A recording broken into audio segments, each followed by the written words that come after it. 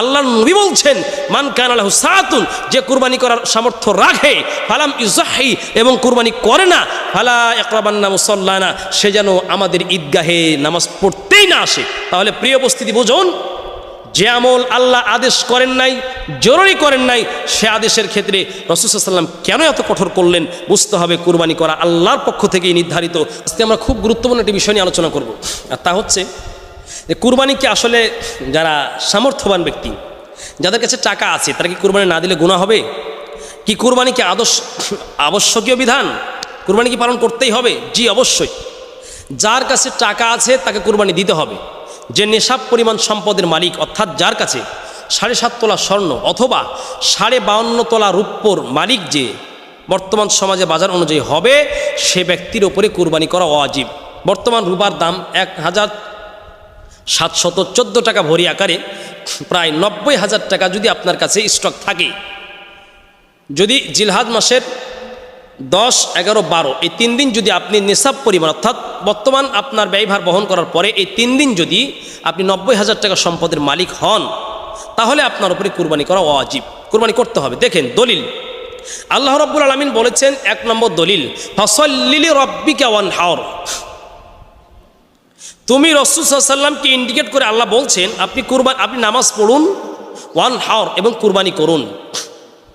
তাহলে বোঝা যাচ্ছে আল্লাহ পাক এখানে আদেশ করেছেন, আদেশসূচক শব্দ।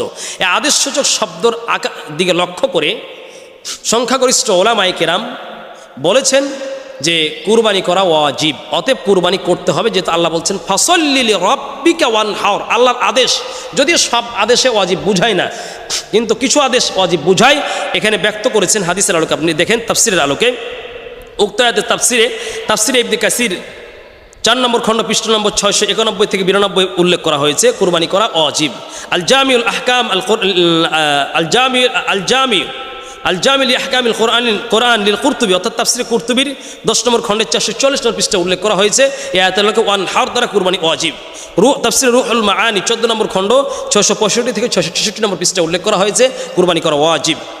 জামিউল বায়ান ফি তা'বিল কোরআন লিল তাবারি, অর্থাৎ তাফসিরে তাবারি 16 নম্বর খণ্ড 361 নম্বর পৃষ্ঠায় উল্লেখ করা হয়েছে কুরবানি করা ওয়াজিব। অতএব আমরা, যেহেতু আল্লাহ এখানে আদেশ করেছেন ফাসাল্লি লিরাব্বিকা ওয়ানহার, আপনি নামাজ পড়ুন এবং কুরবানি করুন, আল্লাহর আদেশ থেকে বোঝা যাচ্ছে, এবং মুফাসসিরিন কেরাম মতামত পেশ করেছেন যে কুরবানি করা ওয়াজিব, অর্থাৎ টাকা থাকলে আপনাকে কুরবানি করতেই হবে, কোনো ছাড় নেই।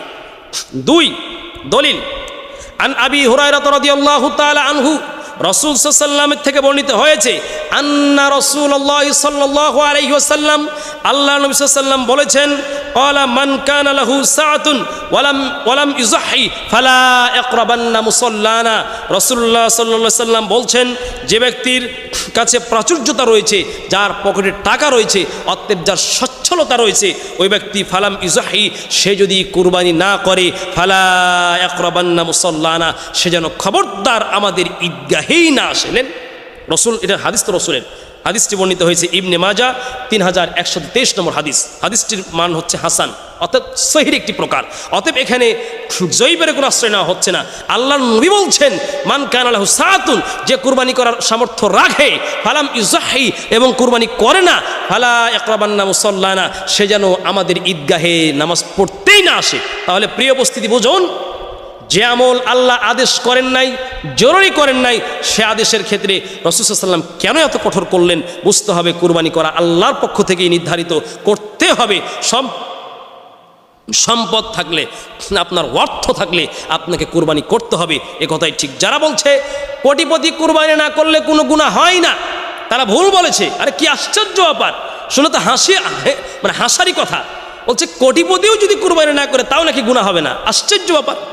অথচ রসুল বলছে কেউ যদি কুরবানি না করে তাহলে সে যেন আমার ঈদগাহে না আসে, আল্লাহ আদেশ করেছেন। প্রিয় উপস্থিতি, বহু দলিলের আলোকে কুরবানি ওয়াজিব একথাই ঠিক, এবং কুরবানি করতে হবে একথাই ঠিক। মুসলিম শরীফের 4977 নম্বর হাদিসে বর্ণিত হয়েছে, সাল্লাল্লাহু নবী সাল্লাল্লাহু আলাইহি ওয়াসাল্লাম, হযরত জাবির ইবনে আব্দুল্লাহ রাদিয়াল্লাহু তাআলা আনহু বলেন, নবীজি আমাদেরকে নিয়ে নামাজ পড়লেন ইয়াউমান নাহরি বিল মদিনাতি, মদিনায় তিনি ঈদের নামাজ পড়লেন। ফাতাকদ্দামা রিজালুন, কিছু মানুষ, ফানাআরু, কিছু মানুষ নামাজ পড়েই তারা কিছু মানুষ কুরবানি করে ফেললো। ওয়াজান্নু আন্না নবী সাল্লাল্লাহু আলাইহি ওয়াসাল্লাম ক্বাদ নাহরা ফাআমারা নবী সাল্লাল্লাহু আলাইহি ওয়াসাল্লাম, কিছু মানুষ নবীজির আগেই কুরবানি করে ফেলেছিল। অতএব কিছু মানুষ যারা কুরবানি করেছিল মান কানা নাহরা ক্বাবলাহু আন ইউঈদা বিনাহরিন আখর, রাসূল সাল্লাল্লাহু আলাইহি ওয়াসাল্লাম তাদেরকে আদেশ করলেন যে যারা আমার আগে কুরবানি করেছে তাদেরকে আবার আগে কুরবানি করতে হবে। নেন এবার কি বুঝলেন? তাহলে আপনাকে কুরবানি আগে করে রসুলের আগে কুরবানি করার কারণে এদেরকে আবার রাসূল সাল্লাল্লাহু আলাইহি ওয়াসাল্লাম কুরবানি করতে বললেন। তাহলে যদি ওয়াজিব না হতো, যদি অবধারিত না হতো, একটা সুন্নাত আমল হতো, তাহলে কি হবে? তিনি আবার কুরবানি করার কথা বললেন।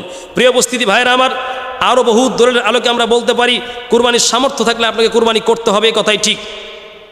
আকামা রাসূলুল্লাহ সাল্লাল্লাহু আলাইহি ওয়াসাল্লাম বিল মাদিনাতি আশরা সিনিনা ইউযাহি, আল্লাহ নবী সাল্লাল্লাহু আলাইহি ওয়াসাল্লাম তিরমিজি শরীফ 1507 নম্বর হাদিস, রাসূলুল্লাহ সাল্লাল্লাহু আলাইহি ওয়াসাল্লাম মদিনায় 10 বছর অবস্থান করেছেন, তিনি 10 বছরই কুরবানি করেছেন। আন জাওয়ালাত ইবনে সুআইমিন রাদিয়াল্লাহু তাআলা আনহু, জাওয়ালাত ইবনে সুআইমিন রাদিয়াল্লাহু তাআলা আনহু থেকে বর্ণিত, আন্না রাজুলান সালা ইবনে উমর আনিল উযহিয়া, হযরত ইবনে উমরকে একজন ব্যক্তি জিজ্ঞেস করলেন আওয়াজিবাতুন হিয়া, কুরবানি করা কি ওয়াজিব?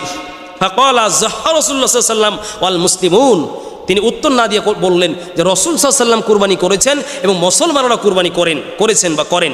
ফাআদাহা আলাইহি, আবার তিনি জিজ্ঞেস করলেন কুরবানি করা কি ওয়াজিব? ইবনে উমর বললেন শোনো, ফাকালা আতাকিলু, তোমার কি জ্ঞান নেই, তুমি কি বুঝো না? আমি উত্তর দিয়েছি যাহা রাসূল সাল্লাল্লাহু আলাইহি ওয়াসাল্লাম ওয়াল মুসলিমুনা, আরে মুসলমানরা কুরবানি করেছেন প্রত্যেকবার যারা সামর্থ্য রয়েছে, এবং নবীজিও কুরবানি করেছেন, আর তুমি আমাকে আবার জিজ্ঞেস করছো। তাহলে বোঝা গেল কি, এই হাদিস দ্বারাও তিরমিজি 1506 নম্বর হাদিসের এই দলিল দ্বারা বোঝা যাচ্ছে কুরবানি করা ওয়াজিব। আরও বর্ণিত হয়েছে, মিখনাফ ইবনে সুলাইম রাদিয়াল্লাহু তাআলা আনহু বলেন, নাহনু উকুফুন মা রাসূলুল্লাহ সাল্লাল্লাহু আলাইহি ওয়াসাল্লাম বিআরাফাত, আমরা রাসূল সাল্লাল্লাহু আলাইহি ওয়াসাল্লামের সাথে আরাফার মাঠে অবস্থান করছিলাম। রাসূলুল্লাহ সাল্লাল্লাহু আলাইহি ওয়াসাল্লাম বললেন, ক্বালা ইয়া আইয়ুহান নাস ইন্না আলা কুল্লি আহলি বাইতিন ফি কুল্লি আমিন উযহিয়াতুন ওয়া আতিরা, প্রত্যেক পরিবারের পক্ষ থেকে একটি করে কুরবানি করা ওয়াজিব। সম্মানিত ভাইরা আমার, এখানে একটি গ্রামারের আলোকে আপনি বুঝতে পারেন, এখানে আল্লাহ রাসূল সাল্লাল্লাহু আলাইহি ওয়াসাল্লাম বলছেন আলা কুল্লি আহলি বাইতিন, আলা শব্দ ব্যবহার করা হয়েছে, আর আলা লিল উজু, অর্থাৎ আলা দিয়ে সাধারণত অবধারিত একটা বিষয় বোঝানোর জন্য সাধারণত ব্যবহার করা হয়ে থাকে। এটার আলোকে বোঝা যাচ্ছে কুরবানি করা ওয়াজিব। সম্মানিত ভাইরা আমার, এছাড়াও শেখ মোহাম্মদ বিন সালেহ আল উসাইমিন রহমতুল্লাহি আলাই আহকামুল উযহিয়া ওয়াজ যাকাত কিতাবে কুরবানি ওয়াজিব এ মতকে তিনি সমর্থন করেছেন। এরপরে শাইখুল ইসলাম ইবনে তাইমিয়া রহমতুল্লাহি আলাই মাজমুআতুল ফাতাওয়ার 12 নম্বর খণ্ড 93 নম্বর পৃষ্ঠায় কুরবানি ওয়াজিব হওয়ার মতকে সমর্থন করেছেন। অতএব এই আলোকে আমরা বুঝতে পারছি, যেহেতু কুরবানি করা ওয়াজিবের কথা রাসূল সাল্লাল্লাহু আলাইহি ওয়াসাল্লাম বলেছেন, অবধারিত হয়ে বলেছেন, তাকিদ দিয়ে বলেছেন, অতএব আপনার কাছে অর্থ থাকলে আপনাকে কুরবানি করতে হবে, এ কথাই ঠিক। আল্লাহ পাক বুঝার তৌফিক দান করেন।